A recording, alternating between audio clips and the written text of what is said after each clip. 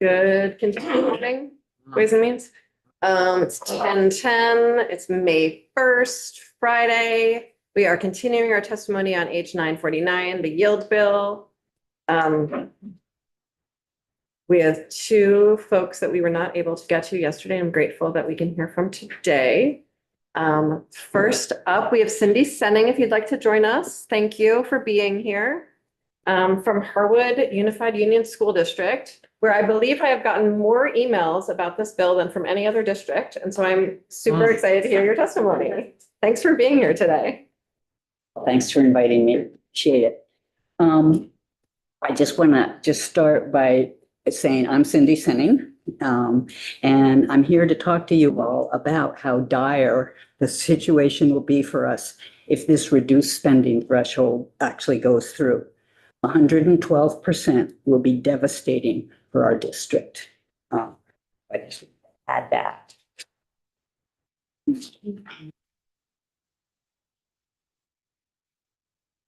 First of all, thank you for inviting me to testify. We appreciated having the opportunity to do that. I come to you all as a representative of Duxbury on the board of Harwood Unified Union School District, and I serve there as the vice chair. Our chair has been away through the school vacation, just got back a day or two ago, and didn't feel she'd have the time to adequately prepare to meet with you all. I have lived in Duxbury for over 50 years, and I have been a parent of two children who attended Duxbury Primary and Harwood 7 to 12. I'm reminded that one of those children you all know, Will Senning, has been with you guys for many years, just a few years ago. But anyway, he went to Duxbury Primary School, as did his brother, and they went to Harwood for 7 through 12. I'm a grandparent of 5 children currently in preschool, Duxbury Primary, and Crossett Brook Middle School, all in my district. I was a health ed teacher and school nurse at Harwood, the principal at Duxbury Primary School, and have served on 3 school boards, Duxbury, originally, Waterbury, Duxbury, and Harwood Unified Union School District, where I am now. I attended graduate school at UVN, where I received my master's in education and a doctorate in educational administration. My dissertation was on local control in a small primary school in Vermont, not the district in which I lived and served. I would be remiss if I did not begin talking to you about my strong belief that we have an excellent public school system here in Vermont, and I am really hoping we do not do anything to bring it down in our efforts to improve it. In particular, I'd like to list some of the accolades that back that belief up. U.S. News and World Reports worked on a digital media company just last year using data from the U.S. Department of Education to rank over 70,000 public schools on 4 indicators: math proficiency, reading proficiency, mathematics performance, and reading performance. Let me mention that last year in the Vermont ranking, our district had 3 of the top 10 elementary schools, Waitsfield, Warren, and Moortown. Needless to say, all of us on the Harwood board are very proud of them. If any of you want to know the other ones, it's in that testimony that's on your thing there. As cited in the World Population Review in 2024, on a national level, Vermont reportedly has the highest graduation rate in the country, 94.6%. That's number 1 in their rankings. In 2024, Forbes ranked all states in standardized test performance. Vermont ranked in the top 10 nationally. Vermont's ranking has been, for the last 20 years, exceeded the national average in SAT scores. So often we talk about how poorly we've done on certain tests, and you pick a specific test and mention it. I just wanted to mention some of the areas where we've really excelled. Yep. Also, on a more personal level, my 2 children returned to Vermont to raise families here, in large part because they valued their public school experience highly. Understandably, people leave Vermont for jobs, economic reasons, and housing, but rarely do I hear of someone leaving Vermont because of our schools. Quite the contrary, they come to Vermont for our schools, for the small personal community they experience in them. I'd encourage you to take some time to talk to your schools in your district and ask how many students do go on to colleges or the trade schools of their choice. I am confident that our public schools prepare students for the future. We all can agree that despite my above comments, we do need change in our education system. That change encompasses a number of factors, and I think it's important for us to think about them. We need to, of course, focus on declining enrollment. We need to focus on current funding. We need to focus on a funding formula. We need to focus on property taxes and other forms of income. We need to focus on those cost drivers that you've all been hearing about that are pushing us into unmanageable budgets. I'm going to just repeat them because it's important that we all be aware of the implication they have for us, especially as school board members trying to develop budgets that fit our district. Health insurance, mental health services, transportation, underfunded special education mandates, and energy costs. And that just names a few of them. There are others. Many of these are essential social services for sure, and schools are being forced to provide that for them in their education budgets. School nurses, mental health workers, special services for the handicapped, and others. The governor's proposal and H 949 do not address these issues. All they do is cap budgets loaded with these non-education services and push for consolidation, large districts, large schools, and large classes. I recognize the legislature can't change it all, nor can we, school board members. We know you are all working hard to manage some of these budget issues, but you can take the fiscal responsibility for getting these non-education services out of the education budget. Right now, we are feeling pressure pushing us in the wrong direction with the 949's reduction of the excess spending threshold from 118% to 112%. This reduction imposed on our educational spend brings us to a level that will have an adverse effect on students in anticipation of a funding formula that may or may not be established in years to come.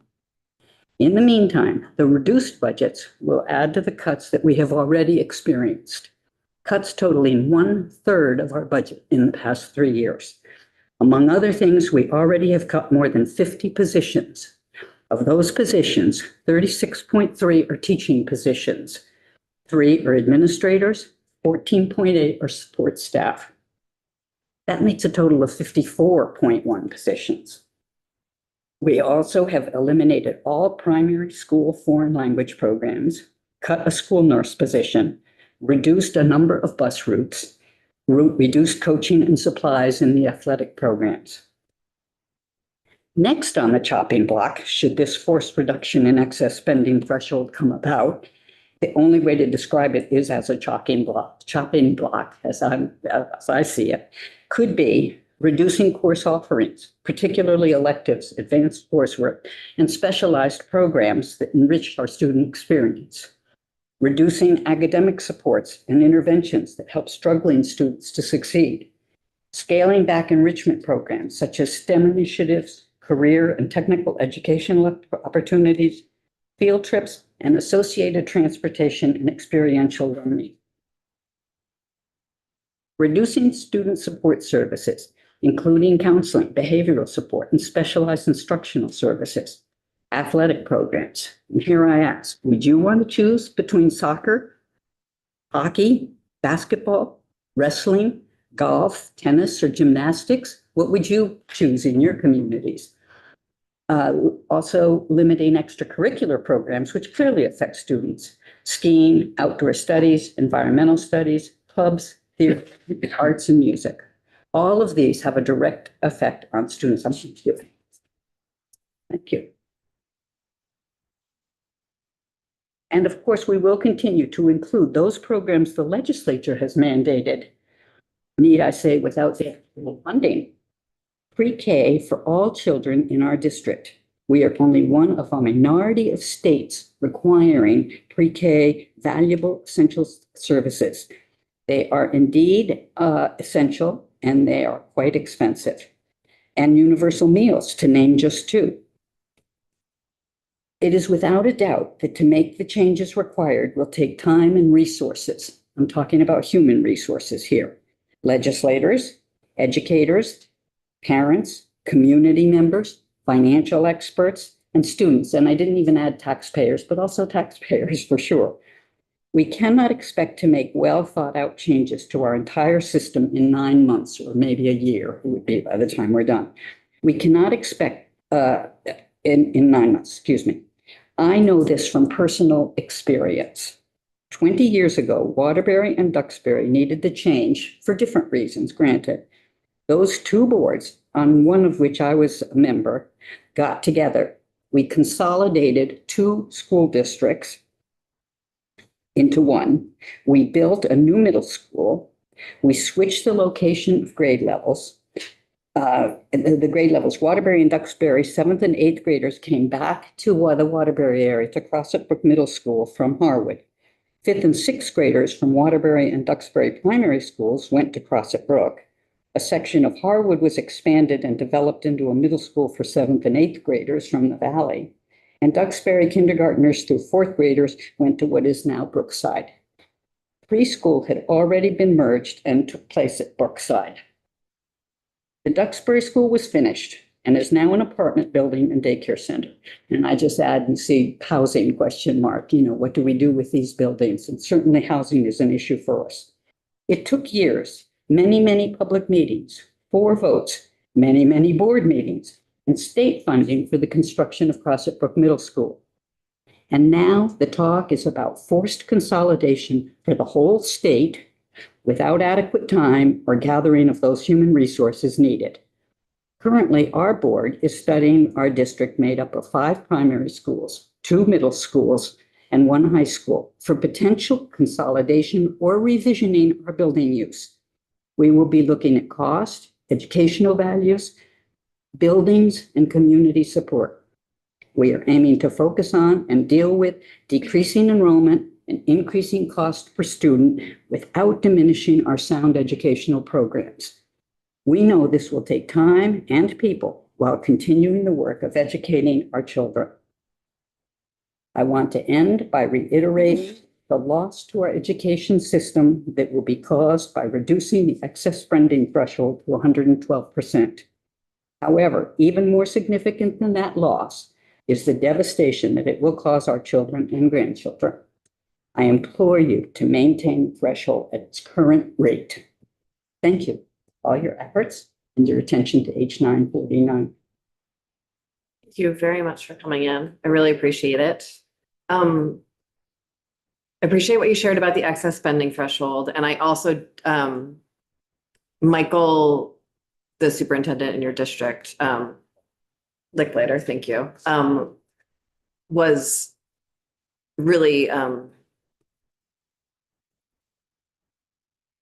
quite excited about all the experience that you had with, the mergers that you described and those transformations. And I wondered if I know that's not the bill in front of us, but frankly, all the bills are about to get all mixed up together in the next few weeks. So I'm curious if there's anything else you'd like to share about sort of the experience and the timeline of those mergers.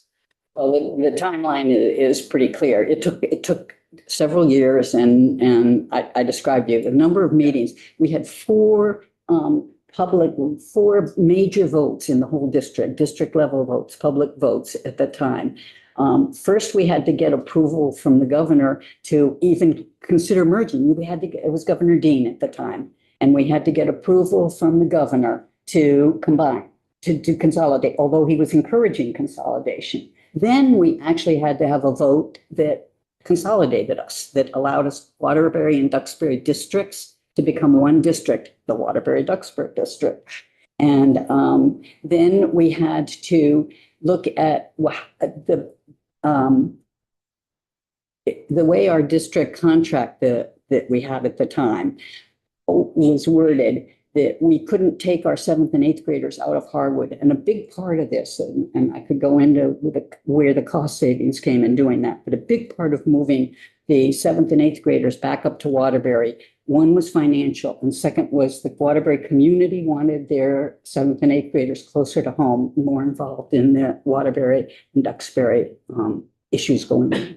So that was, we had to have a vote on all the schools in our district, all the districts that made up our district had to vote to approve the withdrawal of our seventh and eighth graders from Harvard. That was a very unnerving vote, but they did it because what they included in the ballot, in the vote for that, was that if in the future those towns wanted to withdraw their students, they could. They wouldn't have to go through the vote again.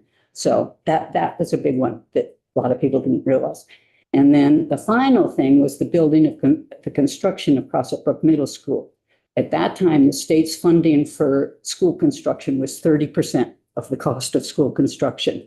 However, because Dean was trying to encourage us to consolidate, they agreed that if you had to build in order to consolidate, then the state would pay 50%. It was. So when you drive by Crossett Brook Middle School, if you ever do down there on Route 100, you look at it, that was 50% funded by the state, interesting, in an effort to consolidate. It was all part of this same issue. So anyway, so that's that. Is there anything that we could be doing now we've certainly, what you said about school construction is something that we're trying to put in place right now. We just sent that over to the Senate. Is there anything else that you think we could be doing to better enable that? To make what was a fairly difficult process a little easier? Well, and I know you're working on it a lot, but those cross drivers are killing us. They are 70% of our budget. I sit down as a school board meeting and a figure that came up, I think in a letter that we'd sent out recently, talked about the fact that our board is only responsible, the board I sit on, we're only responsible for 25 cents out of every dollar. The rest of it comes from all of these cost drivers. So anything we can do. But I also think, this is a personal opinion, I also think that the issue that I make about moving some of these cost drivers out of our education spend, they're not education spend. When we cut the school nurse position in the Valley last year, the Valley was very upset because they were losing a clinic in the whole health business going on. They were losing a clinic. And they said, oh, the nurses at the school are the only people that kids can go to for health services. Well, that's health services. I firmly believe that the money for the school nurses should be, at least in part, coming from the health budget. I know it's tight too. I understand. I really do. But just looking at what some of the cost drivers, I don't believe belong in mental health, another one. I think that our mental health budget should be looking at the mental health that's provided in our schools. So that's one example of what I would. Thank you. I appreciate that. Mm-hmm. Yeah, I'm wondering, when was Harwood built? I'm trying to remember that. You know? Harwood was built in the mid-60s. Okay, so there was, at that time, a lot of union schools were built. That's when I'm from Woodstock, and we had I think we're very similar in the sense of we pull from some pretty rural geographic areas. I think now you've got kids coming from Hancock and Granville, maybe? Not quite far south, but Granville for sure, yes. Yeah. And I don't know. I don't know if there's a Grant Hancock kid or not. Yeah, I don't know. Yeah, we have that extension. We have a weird geographic district. I don't know, from looking down as far south as Granville and back up the transportation costs for us. And in Moortown, we invited Moortown to join this consolidation that we did back in the 90s. And they couldn't do it because all their kids were going to Harwood and to the middle school there. Their kids, they live on the Moortown Northfield border, the Moortown Middlesex border, a little bit of Montpelier border, and then up on Route 2, Moortown Waterbury Duxbury border. So for them, if we put all their kids at Waterbury, they have kids from Northfield coming to Waterbury. It's crazy. So the transportation piece is a big piece. Yeah. And even in conversations about where the best location is, do you see any further consolidation as an advantage for the Harwood school districts? You mean the others would be? Yeah, I know that there's discussions going on about where they could do it and where we can combine some services, the cost of some services that people talk about, that CISA business. I think that's where our board sees the best chance for our students. I may have misunderstood this or something, I don't know, but when you trying to say that we should reduce our services to pre-K or eliminate No. pre-K, what did you mean by that? I just wanted to make the point that we have some mandated programs right here in Vermont from our own legislature that we are not putting on that chopping block list at this point, but that they're expensive and they add to our education budget for sure. You know, just where we increased it. See, and then I also wondered about this, underfunded special ed mandates. Do you know specifically what some of those services are underfunded? Yeah. It's all federal mandates, though. It's federal mandates. It's not you guys so much. That's right. All right, thank you. That's been, when I was a principal at Duxbury, I had some students with some very severe physical handicaps. And at that time, the feds had just done some of the mandates that made us have to have them in our classrooms. And we had people coming up from Kentucky to look at the Duxbury primary school for the way we managed it. It was good, what we did. I think there have been changes in how we've supported special ed, and I wasn't going to say this, but in answer to your question, we provide a lot less technical assistance than we used to, and the state has struggled to retain its director of special education, which is part of why we're showing some of the challenges that we're showing. I appreciate, I was in a merger at the same time that closed 2 elementary schools, and actually 3 districts gave up choice and built a unified high school. And I know the construction aid was critical to that, but what was also critical was the process leading up to it. And I just wondered if you could talk not just about the length of time, but what actually yielded a successful merger in your context in terms of community engagement. Well, numerous community meetings. The board members, we split into teams, and then we arranged for coffee hours and times. So for smaller groups to be able to talk about so a lot of community information, but we had lots of different things. The other big thing that I think had a lot to do with us actually passing the whole deal was that moving students from 7th and 8th grade to a middle school, reduces the cost per student, because the cost per student in high schools at that time was higher considerably than it was we looked at the middle schools in the surrounding areas. And so we saw that if we moved our 7th and 8th graders to a middle school, the cost per each of those students went down. And by the time we did all that, we made that move.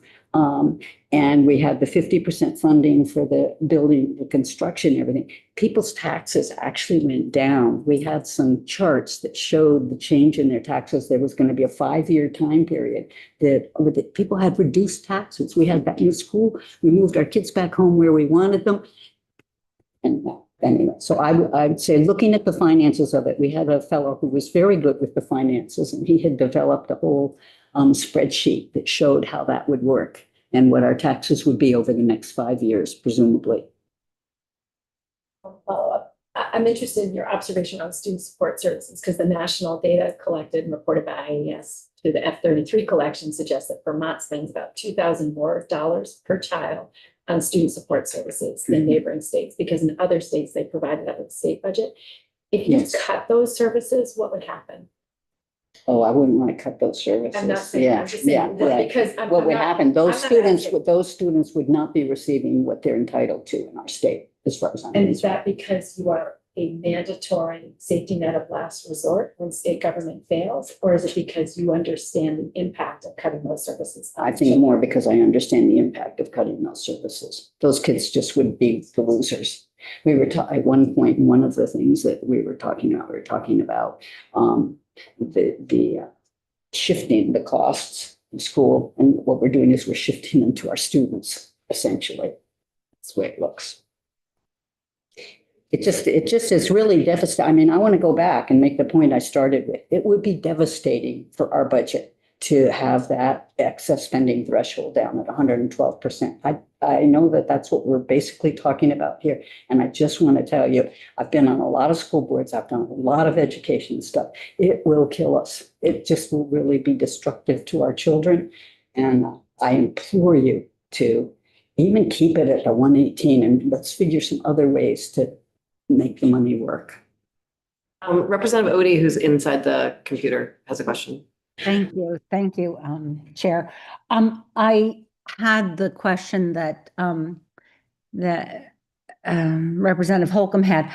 My question is, play it out if the mandates that you are complying with, if you don't comply with those mandates. Play it out on the federal side, play it out on the state side. And I understand, I didn't understand till I heard Representative Holcomb say this, but what is this mandatory last resort versus yeah. So if you could do that, all three things.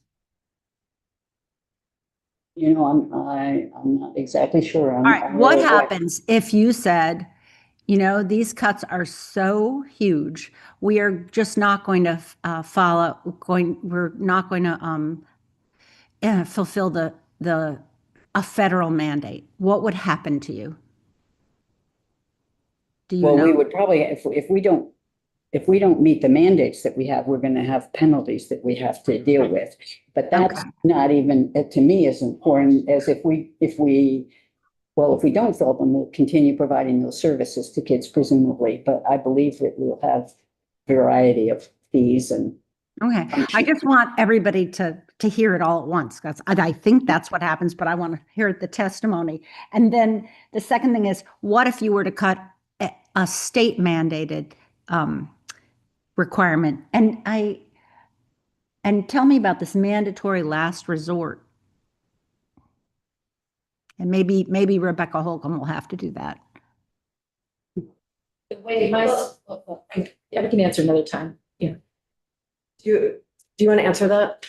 I don't think I really. Okay, great, okay. Okay. Crazy. And I would like to hear what this mandatory last resort is, because I've never heard of that before. Can I hear that from Rebecca Holcomb? Why don't we have, rather than having committee members testify, why don't we invite some folks in to testify on that next week, Representative Odie? All right. Thank you. But basically, what I hear the witness saying, and I thank you so much for this testimony, but is, you know, it's the right thing to do to fulfill the state and federal mandates. But it will necessitate, anything that's mandated has to be funded. If it's not mandated, it's regular education. And so where the cuts have to come is from regular education. Would you say that's a fair summary? I would ask you to repeat that, please. When you are required to fulfill mandates that are state or federal, then you have no choice but to use your money in that way. The only place you can cut then in your budget would be regular education. That's correct. Okay.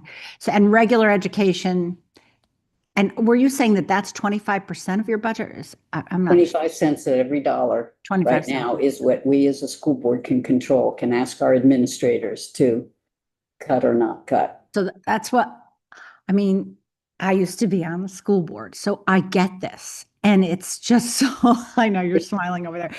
It is so frustrating. I did hear someone say this morning something very interesting. She said, it's about costs, the costs of what we're trying to provide. And those are mandated costs. So thank you. Thank you. Right. Thanks, Representative. Thank you. It's also our income, just to say, it's not just the cost, it's also the way as you notice, one of the things I suggested we focus on is our funding and our funding systems and the potential funding systems coming down the turnpike too. Yes. That we need to focus on where we're getting our money to pay these education costs. Agreed. Thank you. Thank you so much for your time today. I really appreciate it. Thank you. Elizabeth, are you there in the Zooms? Hi, I'm here. Yes. Hello. Nice to see you. Trying to turn on my camera there. There we go. Hello, nice to see you. Thank you Thanks for coming inviting. in 2 days in a row. Really appreciate it. I listened the entire time yesterday, so that was great. That's fine. Good. try to work while I listen, but which can be a little difficult to do. I'm not I very good at that, appreciate so. I appreciate having me. And I appreciate listening to all the testimony yesterday. That was great to be part of that and hear what everybody else had to share. It sounds like today's topic for you all is a little bit different than what I have for testimony. Oh, no, it's the same topic. Okay. We are on, yield bill. Okay. Excess spending, all the things, yeah. Okay, great. So my testimony, I have something in writing, which I did submit yesterday. Thank you. And then at the tail end of your meeting, you did ask me a question about giving a little bit of commentary after my testimony in regards, I believe, specifically to the potential exemptions to the excess spending that is built Mhm. into the current draft Yeah. of H 949. Okay, Yes. so I'll start with my testimony on the yield bill as it relates to VASBO. I'm the current president for the Business Officials Group, and I'm also currently employed in the business office at South Burlington School District, for anyone that is not familiar with me. Earlier this year, I partnered with the Joint Fiscal Office to deliver a presentation designed for new school board members, superintendents, new business managers, and that was through VSBA that we did that. The purpose of that session was to improve the understanding of the December 1 letter, and particularly the property yield, the process that is used to develop it and its effects on school district budgets. The Joint Fiscal Office provided detailed insight on how that yield is calculated and the inputs required to prepare that estimate. My portion of the presentation focused on how school districts are already well into their budget development process at that time when that letter is issued, and how that yield provided in that letter directly shapes the local budget decisions that are being made, tax rate projections, and what's presented to voters. Historically, the December 1 property yield has provided a relatively stable and reliable foundation for districts to estimate their education tax rates. While there have always been some adjustments during the legislative session, communication from the Agency of Education and the legislative partners has typically allowed districts to respond thoughtfully when changes were apparent. However, in a recent year, this process became highly volatile. Yield estimates shifted dramatically and frequently, sometimes on a weekly basis. It created significant disruption for school districts attempting to finalize their budgets and present accurate information to their voting population. Many districts were forced to make independent assumptions about the yield, leading to inconsistent approaches across the entire state. As a result, numerous school budgets failed that year on their initial votes. Some of them required anywhere from 2 to 3 votes in order to pass. Several factors contributed to those outcomes. A primary issue was a loss of public confidence. Voters questioned whether our school districts were presenting accurate and responsible financial information when tax rates ultimately differed from what had been communicated, regardless of whether those differences were higher or lower. It eroded their trust. Even when the final tax rates decreased due to legislative adjustments, the discrepancy itself led many voters to doubt that the validity of the information provided during the budget process was accurate. Many voters hear the initial projections of what their tax rates will increase from the December 1 letter, and they believe that to be factual and firm versus an estimate at that particular point in time. It's difficult to convince them otherwise, even throughout the legislative process. We are concerned that a similar condition may be emerging again, despite the fact that most of our budgets have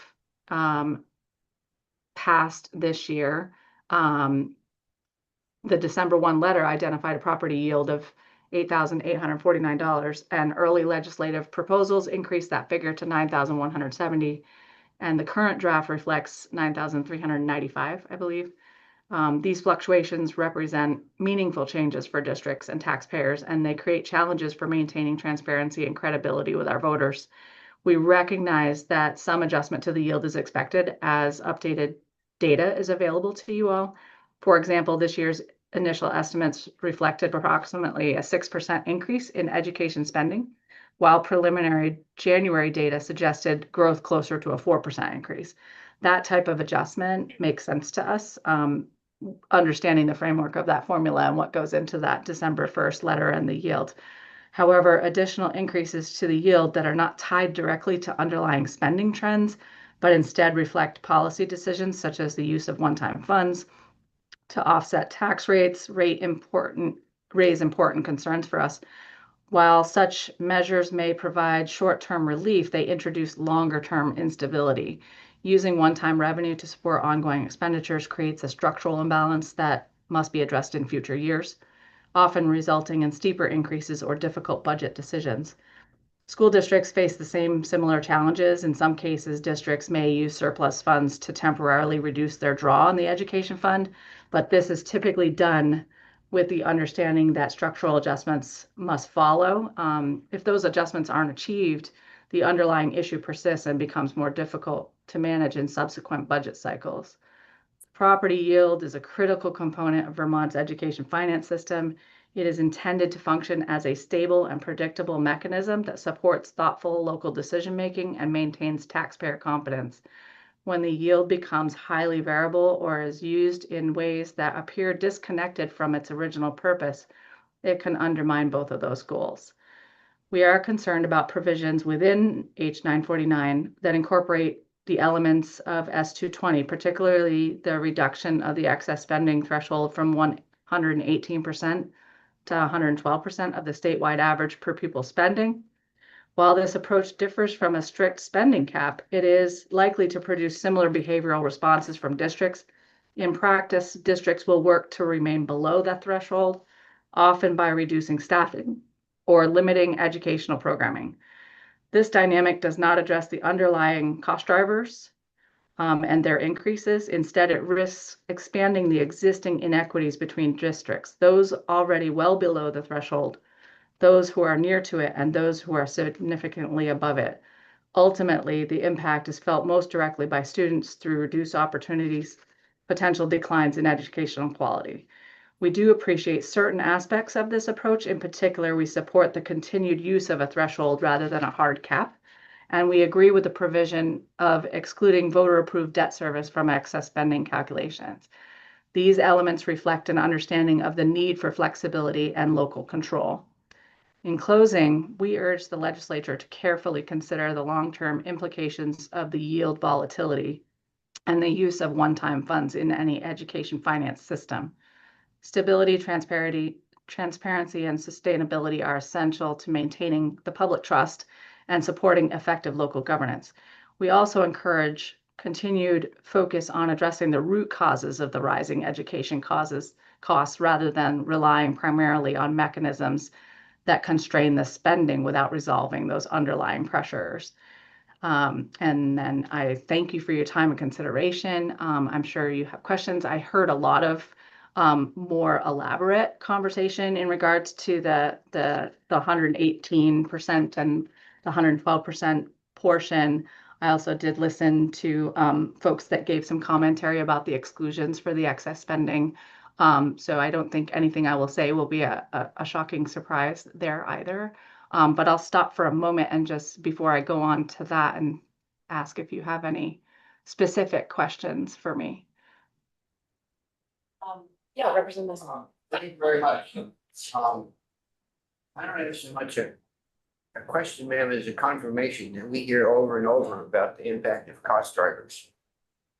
On which, in this committee, we can do very little about, and when we hear them so repetitively, and I don't mean to use that word in a contrary term. But if we're not aware now to what extent the cost drivers are screwing everything up, we haven't been paying attention. So thank you. You're welcome. And all the cost drivers that have been described a few times are all pieces that we've worked on in the context of 955 and other legislation that's working on. So they're important parallel tracks and they all take time, right? None of this happens overnight. And I think some of those cost drivers are somewhat addressed in various ways when you talk about the education transformation plan, however that ends up shaping out. I think there are things like class size, information and things like that that will assist in kind of driving or at least guiding what school districts focus on for their spending. So I think that that's important too. But yeah, you hear a lot about health insurance rising. You hear a lot about negotiated contracts for salary increases rising, and everybody's kind of in competition with each other to maintain their staff level, right? So you're competing against each other for the same staff and trying to keep those schedules in line with each other, but it just keeps ratcheting up higher and higher when you're doing that. Yeah, is there any other particular questions before I? No, oh yeah, sorry, Representative Higley. Elizabeth, thanks. It looks like, you support the provision excluding voter-approved debt service from excess spending calculations. I have a concern, we heard from the Joint Fiscal Office yesterday that said that absent any other policy changes, it would result in other school districts' tax rates increasing to make up the lack penalty. I just wonder what your response is to what JFO put out. Okay, so so can you repeat that? I kind of lost so you're saying that excluding the debt service that JFO shared, that it would risk other school districts doing what? The tax rate increasing. Tax rates increasing. And that's assuming because before the language excluded up to a certain date. So if you had debt service that was as of a certain date, it was an exclusion. I know that with the previous law and the threshold rules, you were able to exclude debt service. So in my time working for school districts in finance office, I have seen only the threshold and the exclusion of debt service was allowed to be an exclusion as excess spending to get you below the penalty. So that's been kind of a long time thing. And so then when the language was actually put in to say only debt service is excluded up through debt service that was taken on as of this date, that was actually new. And so it made it so that only new debt service was no longer an exclusion. It was almost a disincentive to be taking on newer debt because you were no longer going to receive that credit against your excess spending. I think that the Joint Fiscal Office is probably correct in one instance, in the sense that if they were a district that was up against that threshold, really close to it, and they had a choice between going out and getting a bond to do a project that they needed to have done, or using existing capital improvement money that maybe they have in a reserve to do that instead, they might choose to go out and get the bond because they would get that credit against their ed spending for the debt service, and they would still have their capital improvement money in the reserve. I think there could be some validity to that. And then, of course, the debt service payments go into their budget for every subsequent year and ends up increasing the amount that they're having to charge in taxes. So I don't totally disagree with that.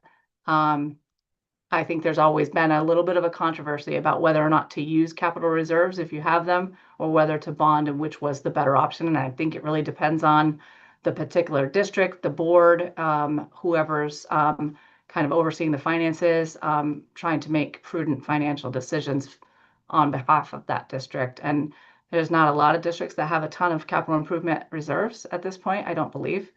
So at this point, it probably wouldn't be as much of a decision making. It would be more like they have to take on the debt if they're going to do a capital improvement. Thank you.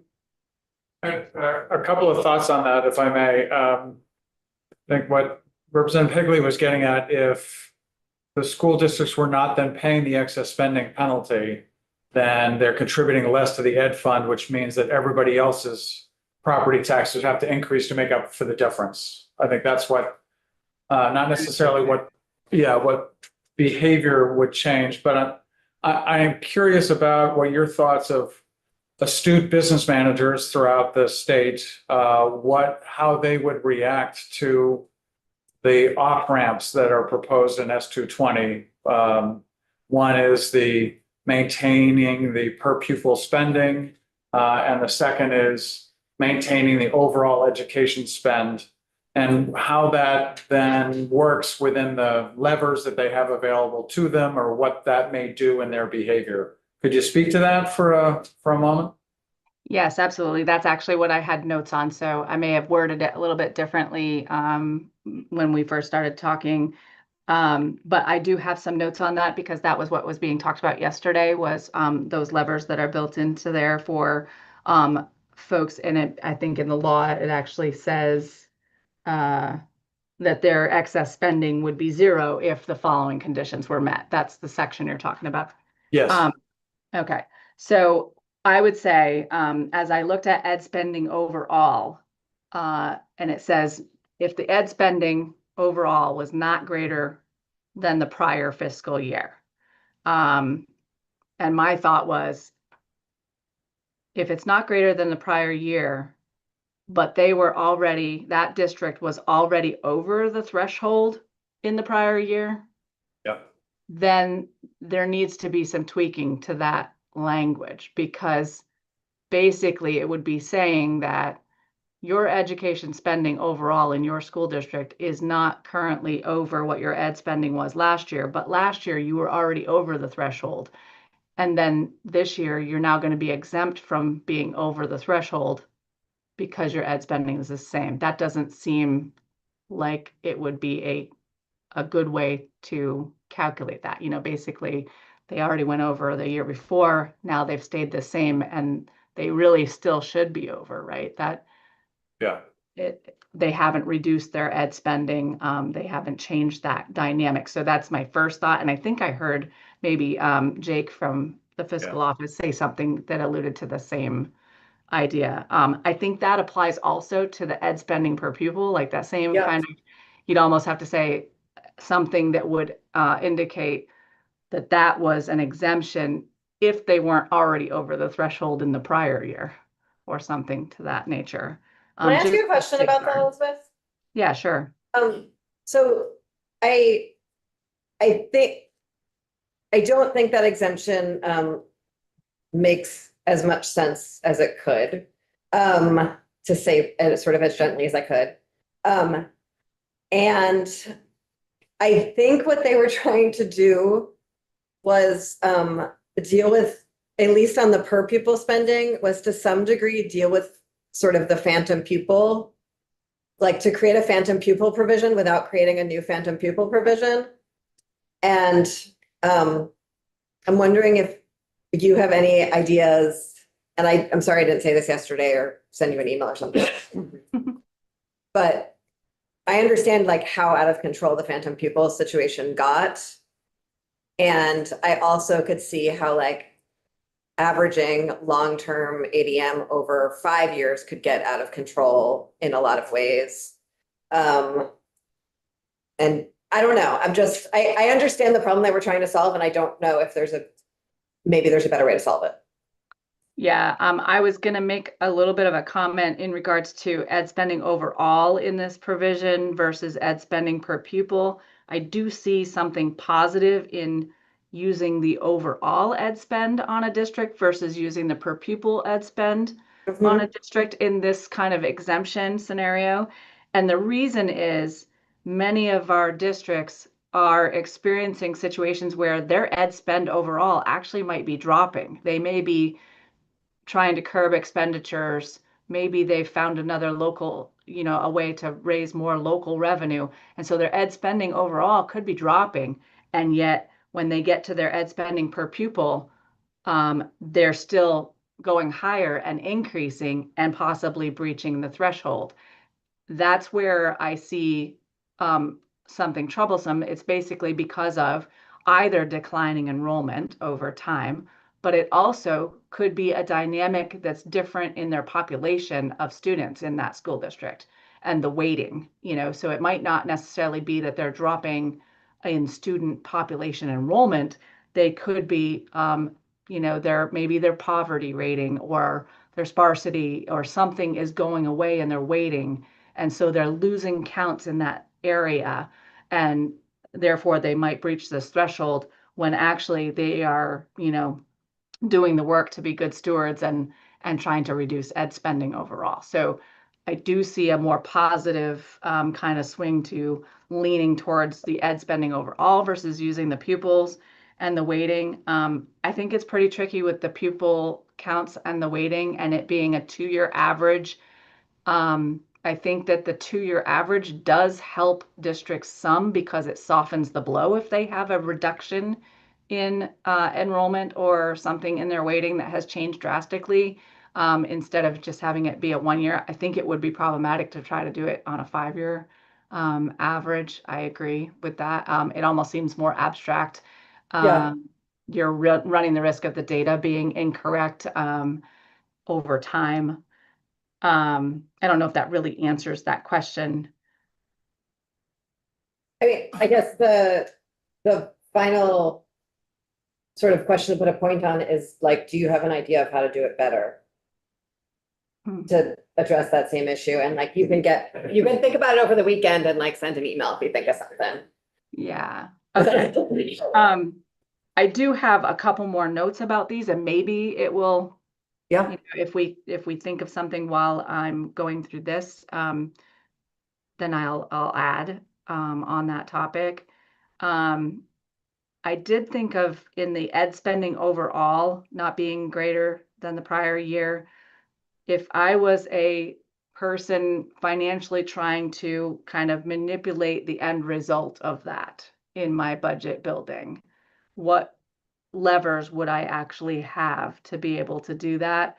And I think a well-resourced district with ed reserves or surplus dollars from a prior audited year could be able to force that ed spending to be the same as their year before within reason. So let's imagine if they had an ed reserve, which not too many school districts have it, but some do, or if they had surplus dollars from a prior year and they're working on their budget for the new year and they see that they are, say, $500,000 higher in their ed spending overall in their current budget draft than they were the prior year, and they want to make sure they don't get this excess cost, they could apply 500,000 from their reserve or 500,000 from their surplus to keep it the same to avoid that cost.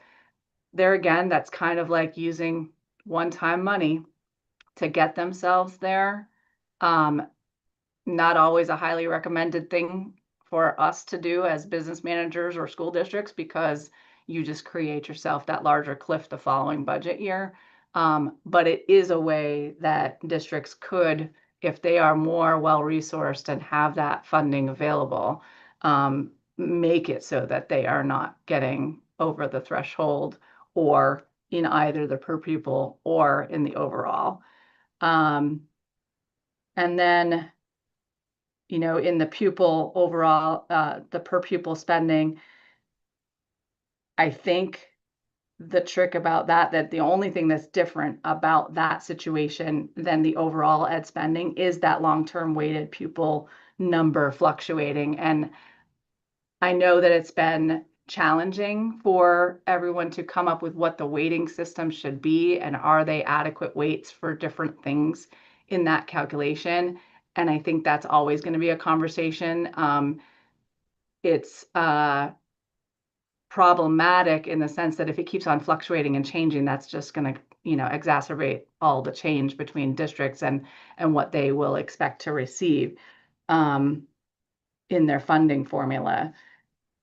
I think the only way to really solidify, I don't think going more years in the average weighted ADM is a good idea. It just makes it more abstract. But I think that we do need to continue to looking at the weights that are assigned and are those weights adequately funding the services and the needs that they're intended to? So basically those weights are supposed to be appropriately assigned for what the cost of those particular student populations requires. And if it was adequately paying for it, it seems like that amount of money should be enough for a district to be able to pay for education services for that group and population.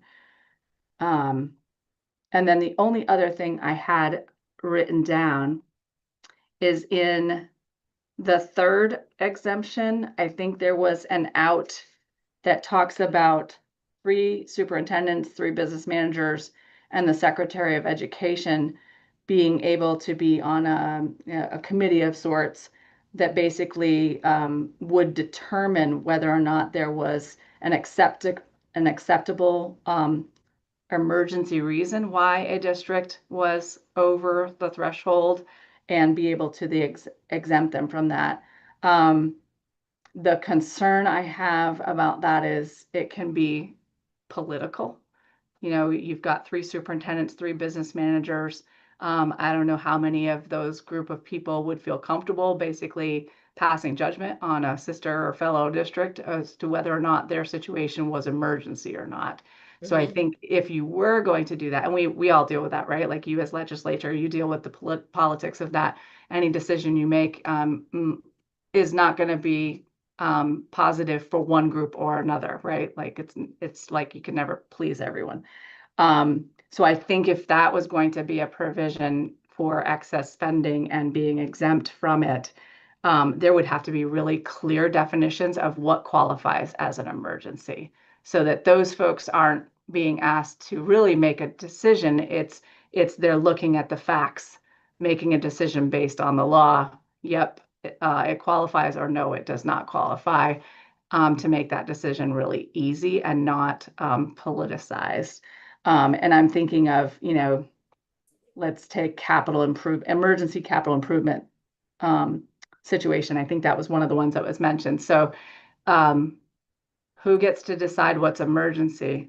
If I'm going to replace my roof on my gym at my high school because it leaked and it's an emergency, obviously I have to replace it. It's going to cost me X amount of dollars. It put me over the threshold.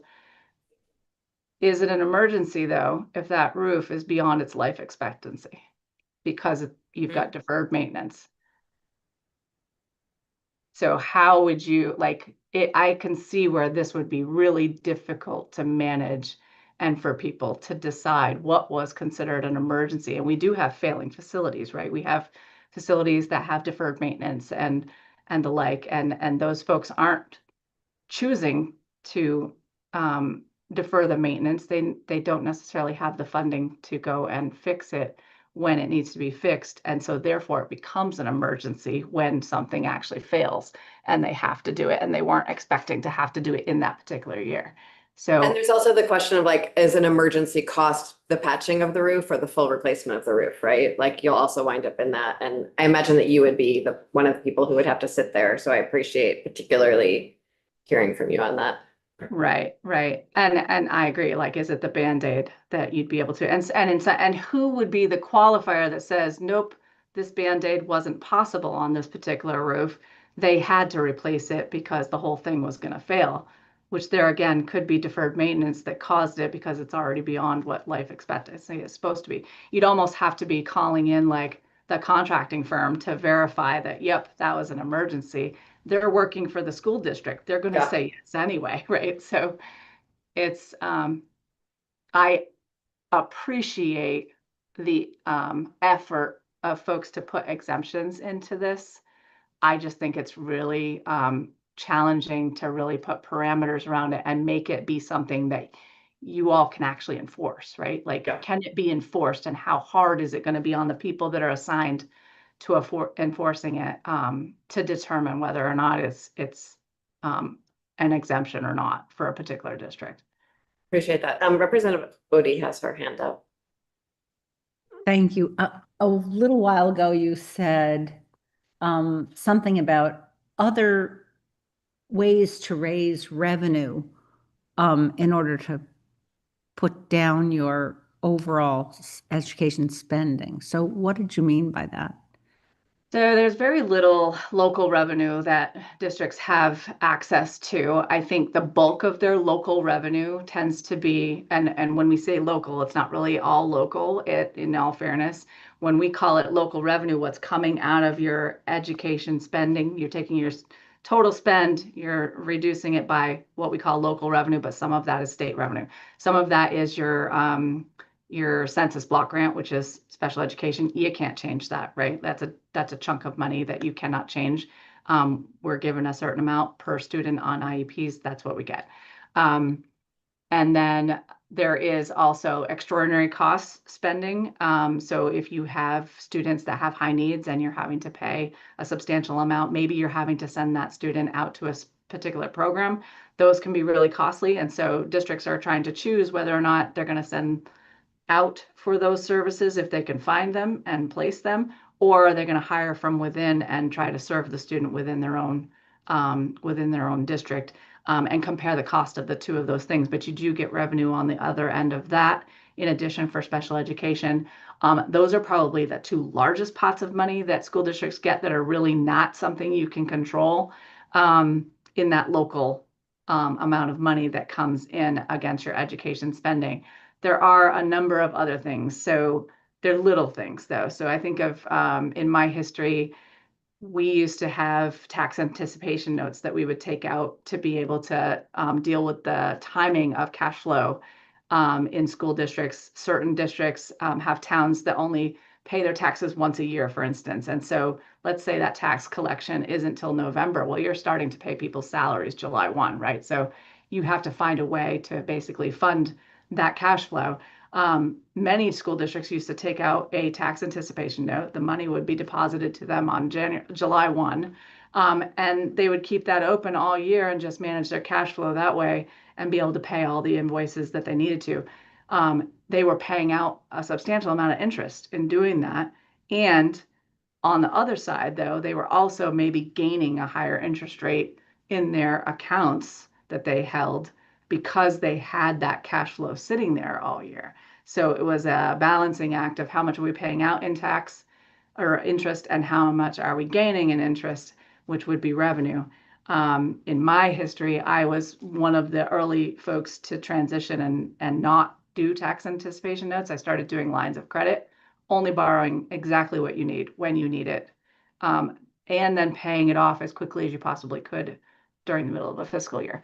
And so what you're doing then is you're paying out a lot less interest, and then you're still getting some interest on the end of the investment. So what I saw was an ability of managing that cash flow to actually gain, thousands of dollars more in interest in your accounts that counted as local revenue, and saving on the expenditure side as well. So there's an investment balancing act that I kind of played. That's a little item.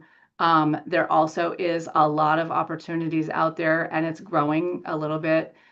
It used to be when you apply for grants, for instance, for school districts, public school districts usually were not qualified. A lot of organizations that were charitable or whatever going to give grants would say you had to be a 501c3 or a nonprofit in order to qualify. That is kind of slowly going away. There's a lot of organizations that are listing public schools as being able to receive these small grants and things. So there's another way that if you have someone on your staff that can really spend the time to go out and research what those organizations are, you can be drumming up grants to help your schools do certain projects with students or whatever. They're usually very specific things, but it can increase your revenue in the local side. There are things like indirect cost rate. That's something that school districts can apply for against their federal grants, and they can apply for that with the state of Vermont and get approved for a certain rate. And what that does, it actually allows the school district, if they get approved for that rate, to charge a percentage of basically their administration overhead to that federal grant, basically to pay for all the services that like I provide to my district. Doing the accounting side of things for grants has to be done, and yet there's no ability to necessarily charge that directly to a federal grant, but the indirect cost rate application is a way that school districts can do that. And so we're seeing more and more school districts applying for that rate. So hopefully I think they're in the past, maybe some of them were not doing that and were not charging that to their federal grants. So that's a way that they can get some more money back into their general operating as local revenue. So it's all little bits and pieces and trying to maximize that local revenue and estimate it accurately when you're building your budget, because that's the other trick too, is most people focus on their expenditures for their budget. You have to focus on really taking a look at what your revenues are, and trying to maximize that and accurately reflect it in your budget so that you're not saying you expect to get more money than you actually are, or vice versa when you build your budget. Thank you. That was really good. I have a follow-up question about that. Thank you for that question, Carol, and the answer, Elizabeth.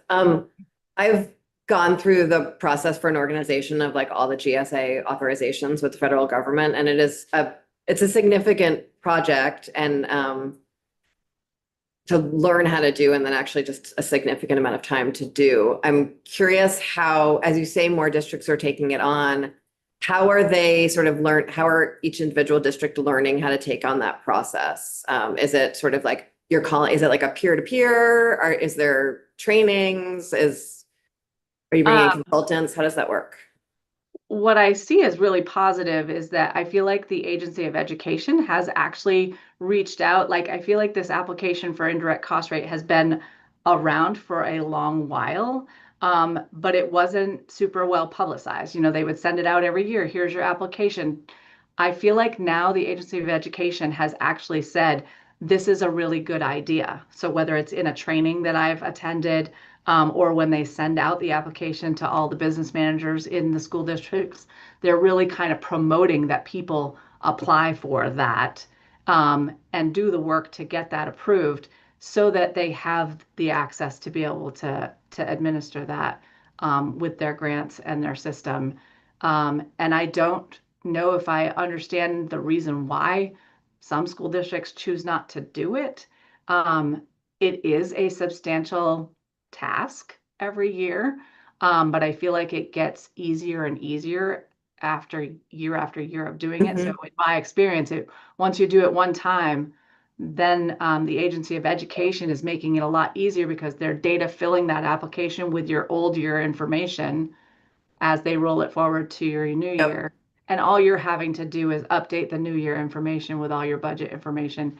And so they're making it easier. I think they've got a pretty good process, and they're promoting it in their trainings when they send the application. And I think that's making more business managers aware that it exists and aware that it can be a benefit to them and that it can bring in more local revenue to their general operating for their school district. Thank you. Yeah, Representative Maslin. Yeah, thank you very much, very helpful.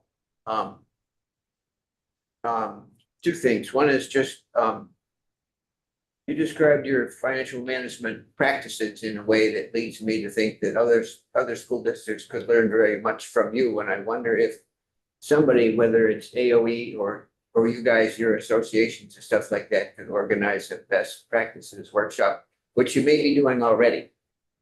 But you've provided some information that I, for instance, think is very helpful and hadn't heard it before.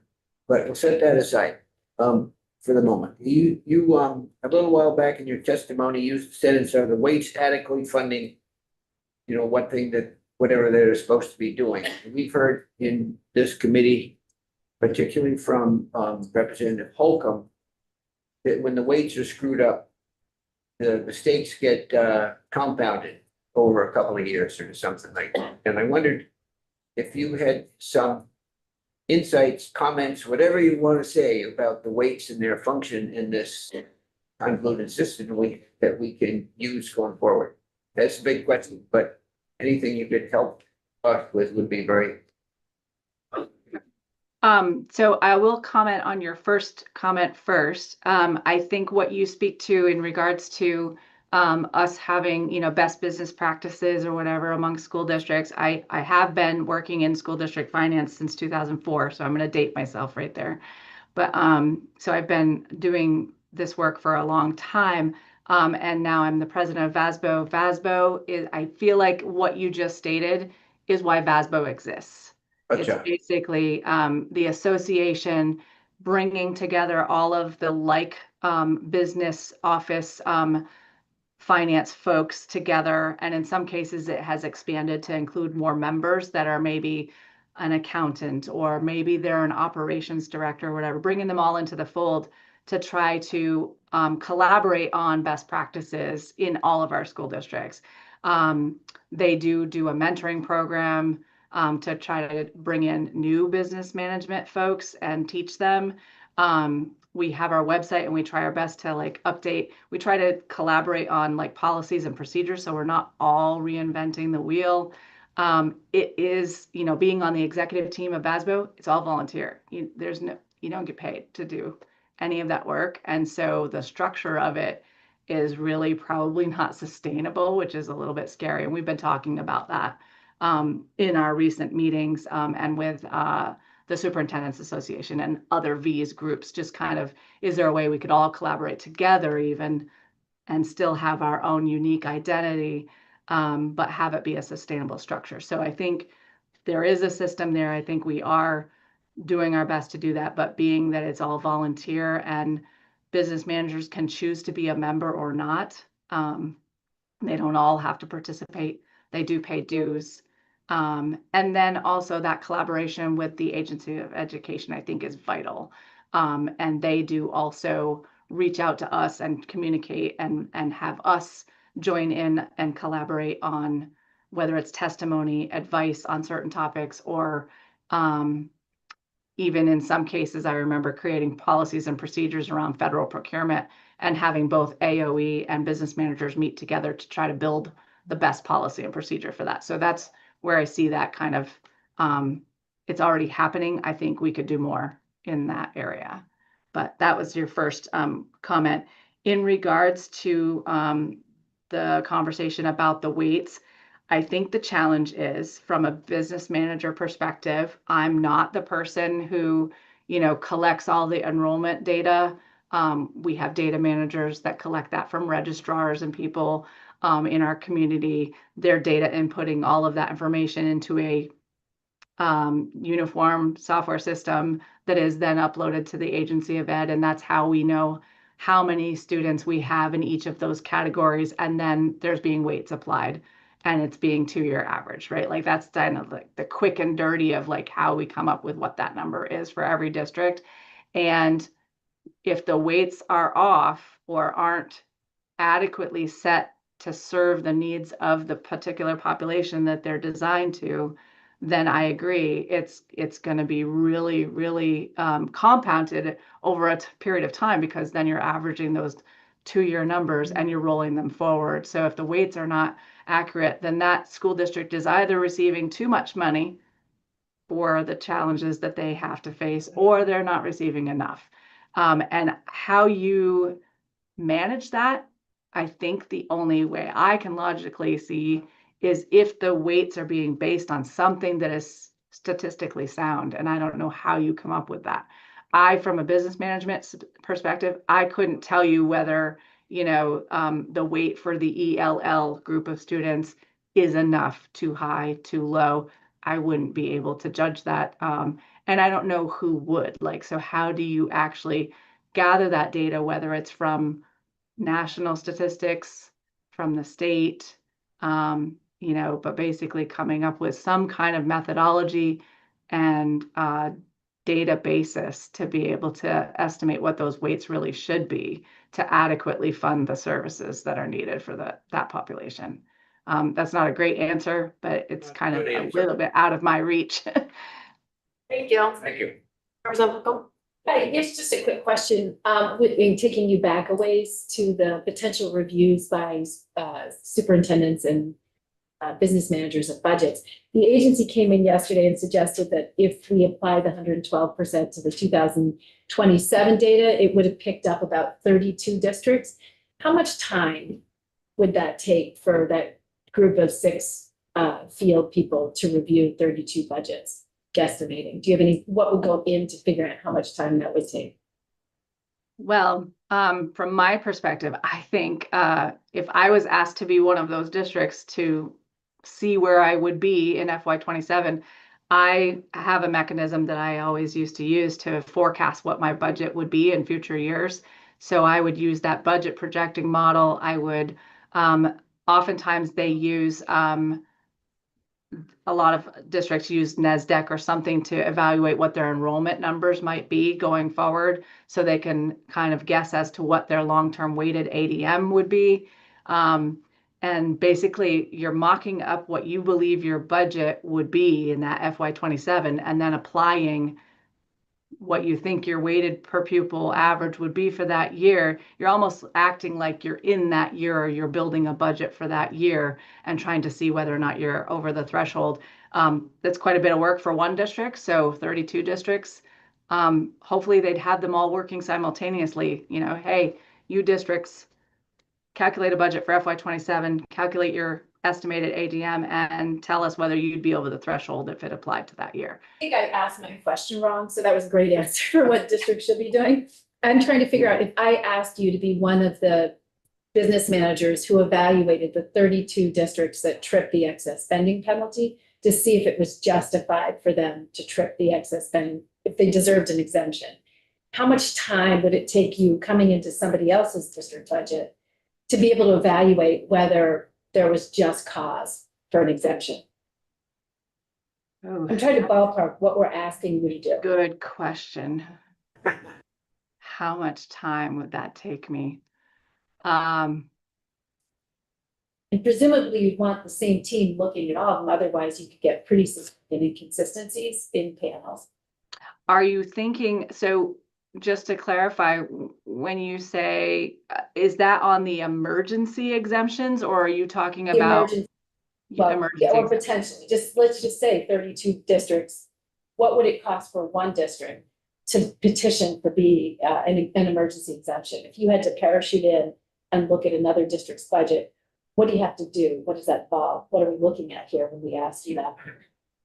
So if I had to think about that, I'm thinking about, right now I'm at South Burlington. I was at a previous district before, but I still help them out on occasion. And what I found is, even being gone not quite a year, when they ask me for help, I almost have to get back into the zone of digging into their information, really looking at the details of their accounting and their finance system. Even though I used to work there, it takes me a little while just to really refocus on that district, because everyone does everything a little bit differently. And so I'm going to say to really evaluate and get into their system, especially if they have a different finance system and different ways of financial reporting, different ways of documenting, that I think it's key as to whether or not they have proof of their exemption, emergency. Like, how well did they document what they are saying was their emergency and their exemption? I'd say I need at least a week per district, probably. And it depends on the size of the district too. How much data do they have? Like a week of full-time work. Yeah. Okay, thank you. Thanks for that question.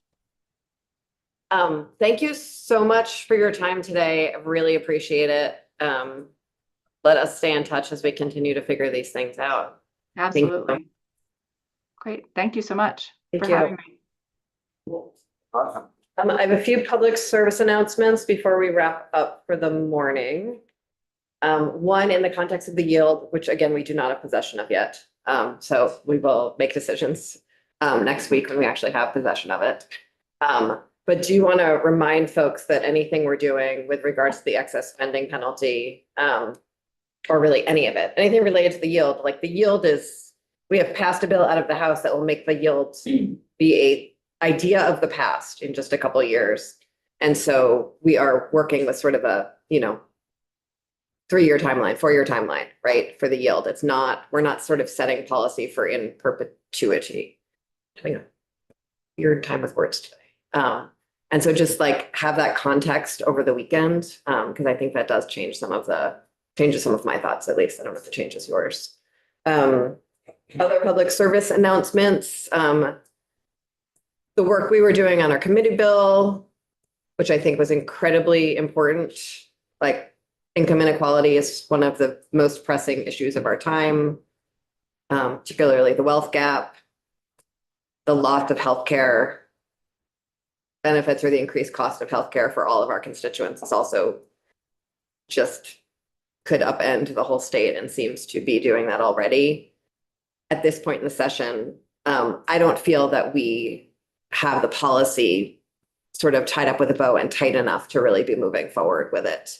And so really hope that folks can continue to be thinking about this, continue working on it for those of us who are going to be sitting at this table next year, be talking to constituents about it, be thinking through the policy much more thoroughly so that what we know now, we could sort of carry into that to make that work a little bit tighter in the future. But I thank everyone for all the really careful work that we've done so far over the last few weeks on it. So next week, so we're going to be back here after lunch because I think the Senate should be done with H 933 by then. And we'll hear from Kirby and Chris on what they have done to our lovely bill. And then next week, we have, I think, at least 6 bills that we're receiving from other committees that will likely are often things that we've mostly seen before, but came back from the Senate or just coming from the Senate. So those will be mostly fairly fast work.